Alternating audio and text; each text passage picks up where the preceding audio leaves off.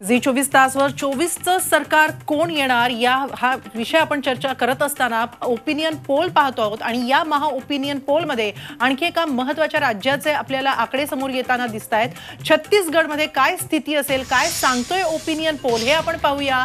छत्तीसगडमध्ये एनडीए मुसंडी मारण्याची शक्यता इथं दिसते आहे। छत्तीसगडमधील सर्व 11 जागा जिंकण्याचा अंदाज वर्तवण्यात आलेला आहे, तर इंडिया आघाडीची पार्टी छत्तीसगडमध्ये कोरीच राहण्याची शक्यता आहे। झी मीडिया आणि मॅट्रिक्सचा हा ओपिनियन पोल आपण पाहतो आहोत, त्यांची नेमकी आकडेवारी काय आहे ते पाहूया। छत्तीसगडमध्ये लोकसभेच्या 11 जागा आहेत आणि या 11च्या 11 जागा एनडीए यंदा जिंकेल असा हा ओपिनियन पोल सांगतोय। गेल्या वेळेस 10 जागा जिंकल्या होत्या इंडिया आघाडीकडे, गेल्या वेळेस 1 जागा होती, तर या वेळेस मात्र म्हणजे 2024 मध्ये इंडिया आघाडीकडे एकही जागा येणार नाही असं हा ओपिनियन पोल सांगतो आहे। छत्तीसगड पाठोपाठ यानंतर जाऊयात ईशान्य भारतात आसामचा ओपिनियन पोल देखील आता झी 24 तासच्या हाती आलेला आहे आणि त्या ओपिनियन पोलचा अंदाज काय आहे तर आसाममध्ये एनडीएला 14 पैकी 11 जागा मिळू शकतात, तर इंडिया आघाडीला फक्त एका जागी यश मिळण्याचा अंदाज आहे, तर इतर जे प्रादेशिक पक्ष आहेत त्यांच्या खात्यात 2 जागा पडू शकतात। तेव्हा आसाम छत्तीसगडचा आपण ओपिनियन पोल बघितलेलाच आहे, त्याआधी आपण महाराष्ट्राचा ओपिनियन पोल बघितलेला होता जिथे डोळे विस्फारणारा असा आकडा भाजपसाठी दाखवत होता। पाठक सरांना विचारायचं आहे, तुमच्यासाठी हा आकडा अपेक्षित होता की याहूनही मोठं यश भाजपला मिळू शकतं? आम्ही तो म्हणतो 45च्या वर देखील आम्ही जाऊ शकतो।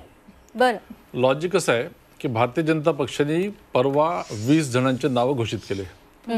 तुम्ही एक एक नाव बघा, त्यापैकी कोणचा उमेदवार हारू शकतो याचा तुम्ही विचार करा।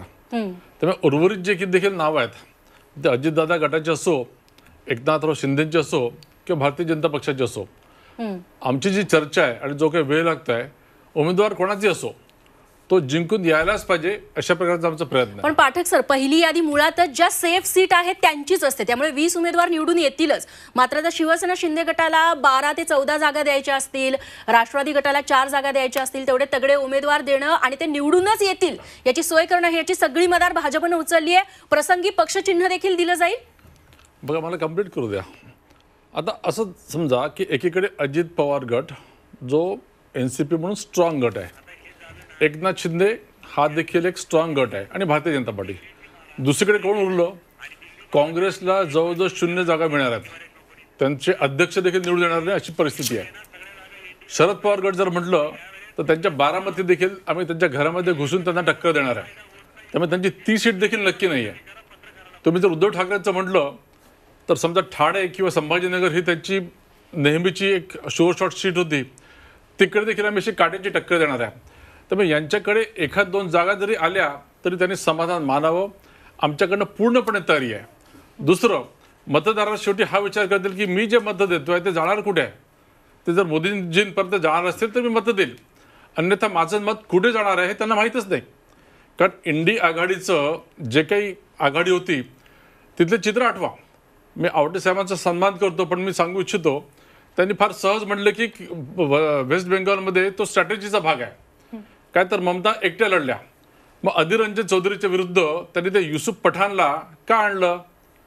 असंच जर असेल तर दिल्लीमध्ये देखील केजरीवाल ही स्ट्रॅटेजीचा भाग आहे का? सर्वात पहिला चेहरा नितीश कुमार त्यांना भारतीय जनता पक्षाबरोबर नेलं, हा देखील स्ट्रॅटेजीचा भाग आहे का? मुळामध्ये इंडिया आघाडी ही अस्तित्वातच नाही, यांचा उमेदवार कोण, यांचा नेता कोण हेच यांना माहीत नाही। त्यामुळे भारतीय जनता पक्षाला महाराष्ट्रामध्ये 45 जर जागा मिळत असतील तर आम्हाला तरी आश्चर्य वाटत नाही आहे। नक्कीच, आणि तुम्ही दिल्लीचा विषय काढला म्हणून आपण दिल्लीमधले आकडे काय सांगतायत हेही आपण पाहणार आहोत। दिल्लीमधले आपण ओपिनियन पोल काय सांगतो हे पाहतो आहोत। दिल्लीचा गड भाजप राखण्याची शक्यता आहे। दिल्लीतल्या सर्व 7 जागांवर एनडीएची, भाजप प्रणित एनडीएची सरशी होऊ शकते। काँग्रेस आणि आप एकत्र येऊनही इथं फायदा होणार नाही असं दिसतंय। काँग्रेस आणि आपला 0 जागा मिळण्याचा अंदाज आहे। ओपिनियन पोलची नेमकी आकडेवारी काय सांगते हे आपण पाहतो आहोत। दिल्लीचा गड भाजप राखण्याची शक्यता आहे। दिल्लीतल्या सर्व 7 जागांवर सरशी होण्याची शक्यता आहे। काँग्रेस आणि आप एकत्र येऊनही इथं फायदा होईल असं दिसत नाहीये। खरं तर हेमाली, यामुळे अनेक प्रश्न उपस्थित होतात. एकतर भाजपची स्ट्रॅटेजी यशस्वी ठरली का? जो केजरीवाल सरकारवरती दारू घोटाळ्याचा कथित आरोप झालाय, चौकशा सुरू आहेत, सिसोदिया आत आहेत, केजरीवालांना कधीही अटक होऊ शकते असं बोललं जातंय, असं चित्र रंगवलं जातंय, त्यांच्या मागे चौकशा लागलेल्या आहेत. त्याचा फटका कुठेतरी आपला आणि काँग्रेसच्या युतीला, आघाडीला बसलाय का, असा सवाल देखील या आकड्यांवरून उपस्थित होतोय. नक्कीच आपण बघतो आहोत हे आकडे. गेल्या वेळेस सुद्धा 7 जागा एनडीएनं पटकावल्या होत्या. 2024 मध्ये सुद्धा 7 जागाच त्यांनी कायम राखलेल्या आहेत. आणि याविषयीच आपण आता अधिक चर्चा करणार आहोत. आपल्या बरोबर आहेत पत्रकार व्यंकटेश केसरी. आपण त्यांच्याकडे जाऊया. व्यंकटेश केसरीजी, आपण पाहिलेलं आहे ओपिनियन पोल दिल्लीचा की तिकडे भाजप प्रणित एनडीएनं आपला गड राखलेला आहे. सर्वच्या सर्व 7 जागा त्यांच्याकडे जातील असं ओपिनियन पोल सांगतो. थोडक्यात काँग्रेस आणि आप एकत्र येऊन सुद्धा तिथं त्या इंडिया आघाडीला काहीच फायदा होत नाहीये. भाजप तिथं ठाण मांडून बसलेली दिसून येते. काय आपलं मत?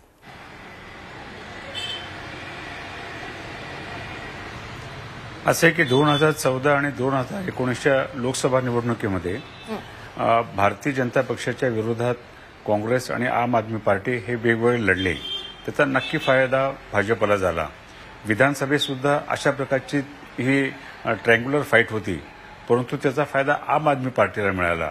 म्हणजे विधानसभेच्या निवडणुका आणि लोकसभेच्या निवडणुकीमध्ये मतदारांचा कल हा स्पष्टपणे वेगवेगळा दिसलेला आहे. यावेळेस काँग्रेस आणि आम आदमी पार्टी एकत्र आलेली आहे.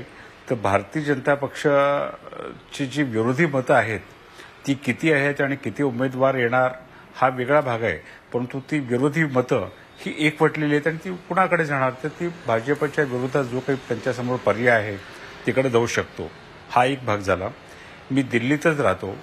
आम आदमी पार्टीने ज्या काही वेलफेअर स्कीम केलेल्या आहेत त्याचा फायदा लोकांना होतो, परंतु करप्शन हा जो मुद्दा आहे, करप्शन हे सर्व पक्षात लोकांनी गृहीत धरलेलं आहे. शासन आणि प्रशासनात करप्शन होतच असतं. रामराज्य काही येत नसतं. त्यामुळे करप्शन विषयी लोक या निवडणुकीमध्ये कितपत मतदान करतील हे माहिती नाहीये.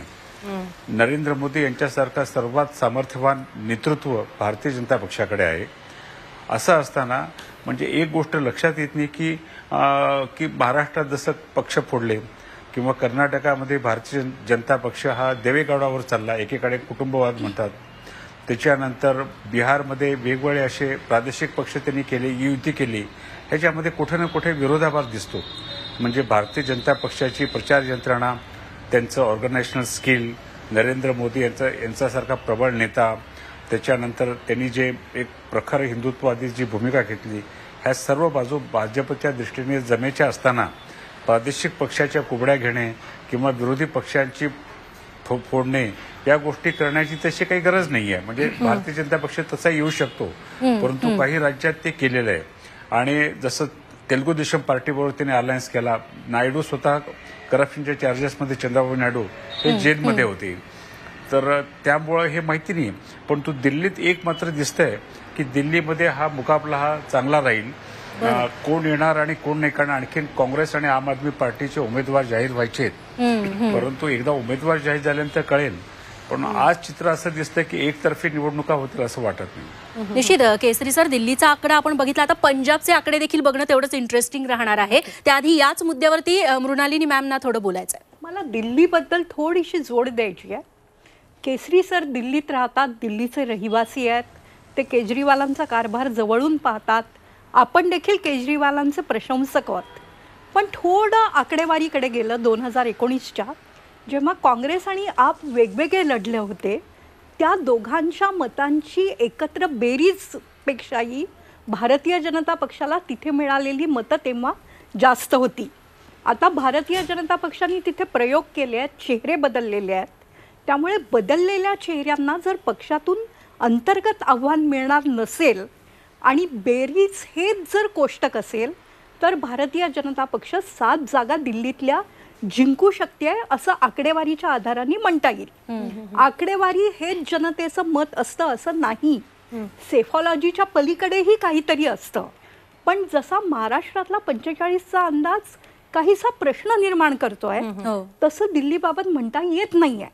कदाचित भारतीय जनता पक्षाला केंद्रात आम्ही सत्ता देऊ आणि दिल्लीच्या राज्यात केजरीवालांना देऊ असा फेडरल फॉर्म्युला तिथे प्रत्यक्षात येऊ शकेल. मात्र त्यानिमित्ताने आपण विश्वास पाटकांचं अभिनंदन करून टाकू की एवढ्या जागा त्यांना महाराष्ट्रातही मिळत आहेत आणि दिल्लीतही मिळत आहेत. प्रत्यक्ष निकालाच्या दिवशी त्या मिळतील का हे उत्तर यायला वेळ आहे. पण आज तरी आपण त्यांना निश्चितपणे आवटे, त्यानंतर रामदासी यांच्या वतीने, पत्रकारांच्या, तुम्हा सगळ्यांच्या वतीने आज आम्हाला तुम्ही पेढे देऊ शकता तेवढं मात्र मी निश्चित आवड्यांना विचारत चालतंय का? निश्चित. तेव्हा दिल्लीतले हे आकडे आपण बघितले. सोबतच आम्ही या ओपिनियन पोलमध्ये काही प्रश्न देखील सर्वेक्षणादरम्यान विचारलेले होते. त्यातला पुढचा प्रश्न आपण बघूयात आणि त्यावरती सर्वेक्षणात लोकांनी काय उत्तरं दिली आहेत तीही बघूयात.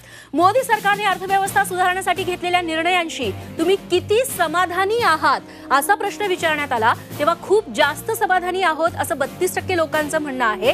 काही प्रमाणात समाधानी आहोत असं 40% लोक म्हणतात. असमाधानी असणाऱ्यांचं प्रमाण आहे 24% आणि काहीही मत नसणाऱ्यांचं प्रमाण आहे 4%. नक्कीच. आणि राम मंदिराच्या प्राणप्रतिष्ठेचा मुद्दा किती भाजपला फायदेशीर ठरेल आहे असाही एक महत्त्वाचा प्रश्न या सर्वेक्षणादरम्यान विचारण्यात आला आणि यामध्ये 56% लोकांचं मत आहे खूप जास्त फायदा झालेला आहे, तर काही प्रमाणात फायदा झालेला आहे असं म्हणणारे लोक आहेत 26%. तर काही फरक पडणार नाही असं 9% लोकांना वाटतंय. तर उलट 5% लोकांना असं वाटतंय की या मुद्द्याचा भाजपला निवडणुकीमध्ये नुकसान होईल. तर 4% लोकांचं कोणतंही मत त्यांनी नोंदवलेलं नाही. तेव्हा याच मुद्द्यांवरती आपल्याला सविस्तर चर्चा करायची आहे. मात्र एका छोट्याशा ब्रेक नंतर कुठेही जाऊ नका. बघत रहा झी 24 तास.